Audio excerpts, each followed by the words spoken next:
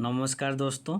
आज हम इस वीडियो में इलेक्ट्रिकल की और कुछ इम्पोर्टेंट ऑब्जेक्टिव क्वेश्चन के बारे में डिटेल में डिस्कशन करेंगे। और अगर आपको वीडियो अच्छा लगता है तो सब्सक्राइब जरूर कीजिएगा। तो देखो आज का वीडियो हम शुरू करते हैं। तो देखो आज का फर्स्ट क्वेश्चन क्या है। फर्स्ट क्वेश्चन है LED gives a visible light from. देखो जो एलईडी होता है जिसको हम कहते हैं लाइट एमिटिंग डायोड, ये जो लाइट होता है यहाँ से क्या होता है ना, विजिबल लाइट निकलती है।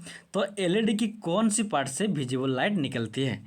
डिप्लेशन लेयर रीजन से विजिबल लाइट निकलती है, या एलईडी का जो पी टाइप रीजन होता है वहाँ से विजिबल लाइट निकलती है, या एलईडी की एन टाइप रीजन से विजिबल लाइट निकलती है, या एलईडी की दोनों पी टाइप और एन टाइप दोनों रीजन से विजिबल लाइट निकलती है? तो इसका आंसर होगा जो एलईडी होता है उसका जो डिप्लेशन लेयर रीजन होता है इस एरिया से क्या होता है ना, विजिबल लाइट निकलती है। तो ऑप्शन नंबर 1 होगा इसका करेक्ट आंसर। देखो ये जो फिगर है ये हमारा लाइट एमिटिंग डायोड या एलईडी का फिगर है। एलईडी के अंदर क्या रहता है, एक डायोड रहता है। देखो ये उसका डायोड है। जो डायोड होता है वो एक पी टाइप सेमीकंडक्टर और एक एन टाइप सेमीकंडक्टर दोनों को मिलाकर बनता है। तो जो पी टाइप सेमीकंडक्टर और एन टाइप सेमीकंडक्टर होते हैं दोनों का जो जंक्शन एरिया होता है, जंक्शन, वहाँ पर क्या होता है ना, एक डिप्लेशन लेयर बनता है।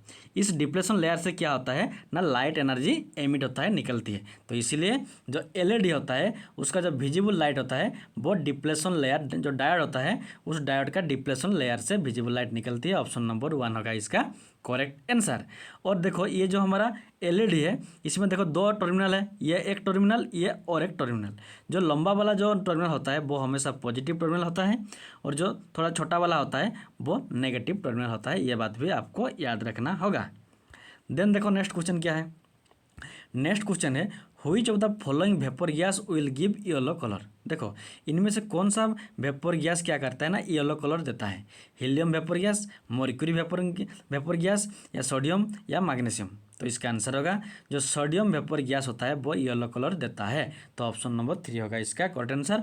और इसी सोडियम गैस को ही यूज करके जो हम सोडियम वेपर लैंप बनाते हैं उसमें सोडियम गैस रहता है। इसी जो सोडियम वेपर लैंप होता है उसका कलर भी क्या रहता है, येलो कलर रहता है। उसको हम स्ट्रीट लाइट में यूज करते हैं। ये वाला फिगर देखो, ये हमारा सोडियम वेपर लैंप होता है जिसमें सोडियम गैस रहता है और वो येलो कलर देता है।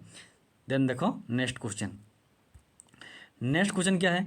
ये centrifugal switch is provided for disconnecting the auxiliary winding in A dash. देखो इधर 4 टाइप ऑफ मोटर है। एक है कैपेसिटर स्टार्ट मोटर, दूसरा है कैपेसिटर रन मोटर, तीसरा है रिलक्टेंस मोटर, चौथा है हिस्टेरिसिस मोटर। इनमें से कौन सा मोटर में जो सेंट्रीफ्यूगल स्विच होता है वो ऑक्सिलरी वाइंडिंग को डिस्कनेक्ट करने के लिए यूज किया जाता है? तो इसका आंसर होगा जो कैपेसिटर स्टार्ट मोटर होता है इसमें सेंट्रीफ्यूगल स्विच होता है। इसका काम क्या होता है ना, ये जो सेंट्रीफ्यूगल स्विच होता है ये ऑक्सिलरी वाइंडिंग को डिस्कनेक्ट करने के लिए यूज किया जाता है। तो ऑप्शन नंबर 1 होगा इसका करेक्ट आंसर। ये जो फिगर है ये हमारा एक कैपेसिटर स्टार्ट मोटर का फिगर है। इसमें ये होता है स्टार्टिंग वाइंडिंग और ये होता है मेन वाइंडिंग या रनिंग वाइंडिंग। जब ये मोटर उसका रेटेड स्पीड का लगभग 75% तक अचीव करता है उस कंडीशन में, उसके बाद क्या होता है 75% स्पीड होने के बाद क्या करता है, ये जो होता है ये हमारा एक सेंट्रीफ्यूगल स्विच होता है। ये इस टोटल जो ऑक्सिलरी वाइंडिंग होता है उसको डिस्कनेक्ट करता है। तो इसीलिए ऑप्शन नंबर 1 होगा इसका करेक्ट आंसर। देन देखो नेक्स्ट क्वेश्चन क्या है। नेक्स्ट क्वेश्चन है dielectric heating is use for heating. देखो जो डाइलेक्ट्रिक हीटिंग मेथड होता है इस हीटिंग मेथड में हम इनमें से किसको हीटिंग करते हैं? वुड को, फर्नास को, स्टील शीट को, या जिंक सेल को? तो इसका आंसर होगा जो डाइलेक्ट्रिक हीटिंग मेथड होता है इस मेथड में हम वुड को हीट करते हैं। तो ऑप्शन नंबर 1 होगा इसका करेक्ट आंसर। देखो जो डाइलेक्ट्रिक हीटिंग मेथड होता है वो नॉर्मली इंसुलेटर को ही हीट करता है, हीट करता है। तो वुड एक इंसुलेटर है तो इसीलिए जो डाइलेक्ट्रिक हीटिंग मेथड होता है उसमें हम वुड को हीट करते हैं। और अगर कंडक्टर होता है, कौन सी मेथड में हम कंडक्टर को हीटिंग करते हैं, कौन सी हीटिंग मेथड में कंडक्टर को हीट करते हैं? तो इसका आंसर होगा जो इंडक्शन हीटिंग मेथड होता है, वेरी वेरी इंपॉर्टेंट। जो इंडक्शन हीटिंग मेथड होता है इस मेथड में हम कंडक्टर को हीट करते हैं और जो डाइलेक्ट्रिक हीटिंग मेथड होता है इसमें हम इंसुलेटर को हीटिंग करते हैं। देन देखो नेक्स्ट क्वेश्चन क्या है। नेक्स्ट क्वेश्चन है the effect of increase the length of air gap in an induction motor will to be increase the. देखो, जब किसी इंडक्शन मोटर का जो एयर गैप लेंथ होता है, एयर गैप लेंथ इंक्रीज होता है, तब इनमें से power factor, speed, magnetizing current या एयर गैप फ्लक्स, इनमें से किसका वैल्यू इंक्रीज होता है? तो इसका आंसर होगा जो जब इंडक्शन मोटर का एयर गैप लेंथ इंक्रीज होता है तब उस इंडक्शन मोटर का जो मैग्नेटाइजिंग करंट होता है, very very important, magnetizing current का वैल्यू इंक्रीज होता है। Option number 3 the correct answer. देखो, ये हमारा एक 3 फेज इंडक्शन मोटर है। इसमें देखो ये है रोटर, ये रोटर है, और ये देखो ये स्टार्टर है, ये स्टार्टर है। तो ये स्टार्टर और ये रोटर के बीच में जो ये गैप है इसको ही क्या कहते हैं हम? ये जो गैप है इसको ही हम कहते हैं एयर गैप। अगर इस एयर गैप की लेंथ इंक्रीज होता है तो ये जो मैग्नेटाइजिंग करंट होता है इसका भी वैल्यू इंक्रीज होता है, और जब मैग्नेटाइजिंग करंट का वैल्यू इंक्रीज होगा तो पावर फैक्टर का वैल्यू क्या होगा? कम होगा। तो option number 3 is the correct answer. Then देखो नेक्स्ट क्वेश्चन क्या है। नेक्स्ट क्वेश्चन है out of the following which machine is also known as a generalized transformer. इनमें से कौन सा मशीन को हम एक जनरलाइज ट्रांसफार्मर कहते हैं? डीसी मोटर को, डीसी जनरेटर को, इंडक्शन मोटर को या सिंक्रोनस मोटर को? तो इसका आंसर होगा जो इंडक्शन मोटर होता है इसको ही हम जनरलाइज ट्रांसफार्मर कहते हैं। Option number 3 is the correct answer.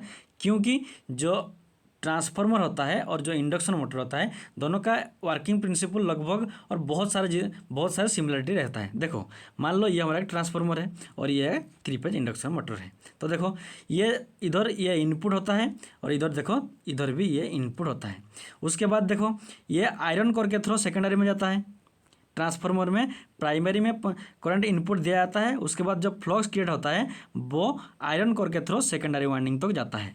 लेकिन जो 3 फेज इंडक्शन मोटर होता है उसमें स्टार्टर में इनपुट देते हैं, वो एयर गैप के थ्रू सेकेंडरी तक जाता है ये। और जो 3 फेज इंडक्शन मोटर होता है उसमें एक रोटेटिंग पार्ट रहता है, लेकिन ट्रांसफार्मर में कोई भी रोटेटिंग पार्ट नहीं होता है। इतना ही डिफरेंस है, बाकी सब समान है। जैसे कि ये ट्रांसफार्मर भी Faraday's law of electromagnetic induction principal में काम करता है और 3 फेज इंडक्शन मोटर भी Faraday's law of electromagnetic induction principal में काम करता है। बहुत सारे सिमिलरिटी है, सिर्फ इसका रोटेटिंग पार्ट, ट्रांसफार्मर का रोटेटिंग पार्ट नहीं है, और 3 फेज इंडक्शन मोटर का जो सेकेंडरी वाइंडिंग होता है वो रोटेटिंग पार्ट वो रोटेट करता है, मीन्स रोटर होता है।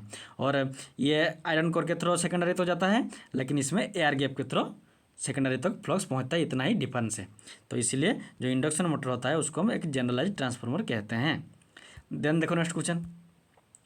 नेक्स्ट क्वेश्चन है no load efficiency of transformer is less than full load efficiency. देखो, किसी भी ट्रांसफार्मर का नो लोड एफिशिएंसी और फुल लोड एफिशिएंसी दोनों के बीच में रिलेशन क्या है? No load efficiency, full load efficiency दोनों बराबर होते हैं, या no load efficiency less smaller होता है फुल लोड एफिशिएंसी, या नो लोड एफिशिएंसी ग्रेटर होता है फुल लोड एफिशिएंसी से, या ये दोनों डिपेंड लोड के ऊपर डिपेंड करता है? तो इसका आंसर होगा जो नो लोड एफिशिएंसी वो हमेशा स्मॉलर लेस होता है फुल लोड एफिशिएंसी से। ऑप्शन नंबर 2 होगा इसका करेक्ट आंसर। क्योंकि जो नो लोड एफिशिएंसी होता है उसका वैल्यू हमेशा 0 ही रहता है। 0, वेरी वेरी इंपॉर्टेंट। ट्रांसफार्मर की नो लोड एफिशिएंसी हमेशा 0 रहता है, क्योंकि एफिशिएंसी इक्वल टू क्या होता है? Output divide by input. लेकिन अगर कोई भी लोड सेकेंडरी में नहीं होगा तो आउटपुट भी कुछ भी नहीं मिलेगा, तो इसीलिए आउटपुट क्या होगा? 0 होगा। तो 0 डिवाइड बाई इनपुट, इसलिए नो लोड एफिशिएंसी क्या होता है? 0, और ये हमेशा फुल लोड एफिशिएंसी से लेस होता है। तो ऑप्शन नंबर 2 होगा इसका करेक्ट आंसर। देन देखो नेक्स्ट क्वेश्चन। नेक्स्ट क्वेश्चन है the torque angle of A 3 phase synchronous motor depend on it's dash. देखो, एक 3 फेज सिंक्रोनस मोटर का जो टॉर्क एंगल होता है वो इनमें से किस पर डिपेंड करता है? एक्साइटेशन पर डिपेंड करता है, या स्पीड पर डिपेंड करता है, या लोड पर, या सप्लाई वोल्टेज पर डिपेंड करता है? तो इसका आंसर होगा जो 3 फेज सिंक्रोनस मोटर होता है वो उसका जो टॉर्क एंगल होता है वो लोड के ऊपर डिपेंड करता है। Option number 3 is the correct answer. तो देखो, ये टॉर्क एंगल क्या होता है? देखो, ये हमारा एक 3 फेज सिंक्रोनस मोटर है। इसमें ये होता है रोटर और ये होता है स्टार्टर। देखो, ये होता है रोटर का एंगल और ये होता है स्टार्टर का एंगल। तो ये जो एंगल बनता है इसको हम क्या कहते हैं? टॉर्क एंगल कहते हैं। अगर लोड जितना इंक्रीज होगा तो क्या होगा ना, ये जो रोटर होता है इसका एंगल और इंक्रीज होगा, तो एंगल इंक्रीज हो गया। और लोड इंक्रीज करेंगे तो ये जो एंगल और इंक्रीज होगा। तो इसीलिए जो लोड होता है वो और टॉर्क एंगल लोड के ऊपर डिपेंड करता है। और अगर लोड कम होगा तो ये टॉर्क एंगल है कुछ ऐसे रहेगा, मीन्स बहुत कम होगा टॉर्क एंगल। तो इसीलिए जो 3 फेज सिंक्रोनस मोटर होता है उसका टॉर्क एंगल लोड के ऊपर डिपेंड करता है। ऑप्शन नंबर 3 होगा इसका करेक्ट आंसर। देन देखो नेक्स्ट क्वेश्चन है an induction motor is said to be crawling when. देखो एक इंडक्शन मोटर को हम कब क्राउलिंग, एक इंडक्शन मोटर क्राउलिंग कंडीशन में है हम कब कहेंगे, जब ये बहुत ज़्यादा स्पीड में एक्सीलरेट करता है, या जब फुल लोड में स्टार्ट होता है, या फ्लक्चुएट लोड होता है, या जब ये 10 to 15% रेटेड लोड में रन करता है। तो इसका आंसर होगा जब एक इंडक्शन मोटर उसका सिर्फ 10 से 15% रेटेड लोड में रन करता है उसको, उस कंडीशन को हम क्राउलिंग कहते हैं। और ये भी जो क्राउलिंग होता है ये 7th हार्मोनिक कंडीशन में भी होता है, ये भी याद रखना। अगर इस मोटर का स्पीड NS होगा तो क्राउलिंग में ये क्या करेगा, NS/7 स्पीड में रोटेट करेगा। एग्जाम्पल के लिए मान लो ये जो इंडक्शन मोटर है इसका स्पीड है 700, NS क्या है 700, डिवाइड बाय अगर 7 करेंगे तो 100 होता है। अगर ये मोटर 100 RPM स्पीड में घूमेगा तो इस मोटर को हम क्या कहेंगे ना, ये क्राउलिंग कंडीशन में है, मीन्स ये 7th हार्मोनिक कंडीशन में रोटेट कर रहा है। तो ऑप्शन नंबर 4 होगा इसका करेक्ट आंसर। देन देखो next question, which of the following method would give a higher than actual regulation value of an alternator. देखो ऑल्टरनेटर का जो रेगुलेशन होता है एक्चुअल वैल्यू से ज़्यादा वैल्यू, इनमें से कौन सा मेथड में हमें एक्चुअल वैल्यू से ज़्यादा हायर वैल्यू मिलता है, जीरो पावर फैक्टर मेथड में, या मैग्नेटोमोटिव फोर्स मेथड में, या इलेक्ट्रोमोटिव फोर्स मेथड में, या सिंक्रोनस इम्पीडेंस मेथड में। तो इसका आंसर होगा जो मैग्नेटोमोटिव फोर्स मेथड होता है ऑप्शन नंबर 2। इस मेथड में क्या होता है ना, जो रेगुलेशन का जो एक्चुअल वैल्यू होता है उससे ज़्यादा वैल्यू मिलता है। तो ऑप्शन नंबर 2 होगा इसका करेक्ट आंसर। और जो जीरो पावर फैक्टर मेथड होता है इसमें क्या होता है ना, एक्चुअल वैल्यू मिलता है। और जो EMF मेथड होता है इसमें क्या होता है ना, जितना एक्चुअल वैल्यू होता है उससे कम वैल्यू मिलता है, ये भी याद रखो। MMF मेथड को हम पेप्सी मेस्टिक मेथड भी कहते हैं, और EMF मेथड को हम MMF मेथड को हम ऑप्टिमिस्टिक मेथड कहते हैं, और EMF मेथड को हम पेसिमिस्टिक मेथड भी कहते हैं, ये भी आपको याद रखना होगा। और आज के लिए इतना ही, थैंक्स फॉर वॉचिंग। और अगर आपको वीडियो अच्छा लगता है तो सब्सक्राइब जरूर कीजिए।